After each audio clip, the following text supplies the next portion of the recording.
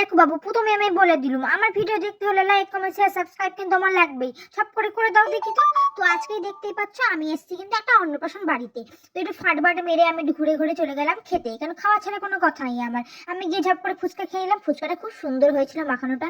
তারপর বেশি দেরি না করে অল্প ফুচকা খেয়ে চলে গেলাম পকোড়াতে। পকোড়াও খেতে হবে নাকি, তো পকোড়া খাওয়ার পর গলা শুকিয়ে ছিল, খেয়ে নিলাম লস্যি। এত খেলে হবে, বাচ্চারা খেলেও দেখতে হবে। যারা অন্নপ্রাশন তোমরা দেখে নাও সে কত টাকা পাচ্ছে, কাশ আমাকেও একটু দিত। ওসব ছাড়ো, আমার থোড়ি না হচ্ছে হচ্ছে তো বাচ্চাটা কি সুন্দর কিউট লাগছিল। তো তারপরে তার অন্নপ্রাশন দেখার পরে তারপর চলে এলাম লাঞ্চে। মেনু কার্ডটা দেখে নাও বাপু, আমি বাবু অত অত পড়ে পড়ে তোমাকে শোনাতে পারবো নি। তো প্রথমেই দেখতে পাচ্ছ আমি একটা ডিমের টেবিল নিয়ে নিলাম, তারপরে লেবু দিয়ে গরম গরম ডাল আর আলু ভাজা। উফ, স্বর্গ গো বাবা, স্বর্গ। তারপরে ঝপ করে চলে এলাম পেটি খেতে। বাবা আমি বলেছি আমার মাছের পেটি না হলে আমি খাবোই না, জোর করে মাছের পেটিটা নিয়ে নিয়েছিলাম। তারপর চলে এলো ফ্রাইড রাইস আর চিকেন। উফ, যা লাগছিল না, আমার সব থেকে ফ্রাইড রাইসটা এত সুন্দর লাগে কি বলবো তোমাদেরকে। তারপর গপ গপ করে খাওয়ার পরে শুধু আমি খাইনি কিন্তু আমার পাশে আমার ফ্যামিলিকে নিয়ে এসেছি। একা খেলে হবে, সবাইকে নিয়ে আসতে হবে তো। দেখেছো দেখেছো যে একটু ভিডিও করছে আর মা কেমন পাশে একটু ফাট দিচ্ছে।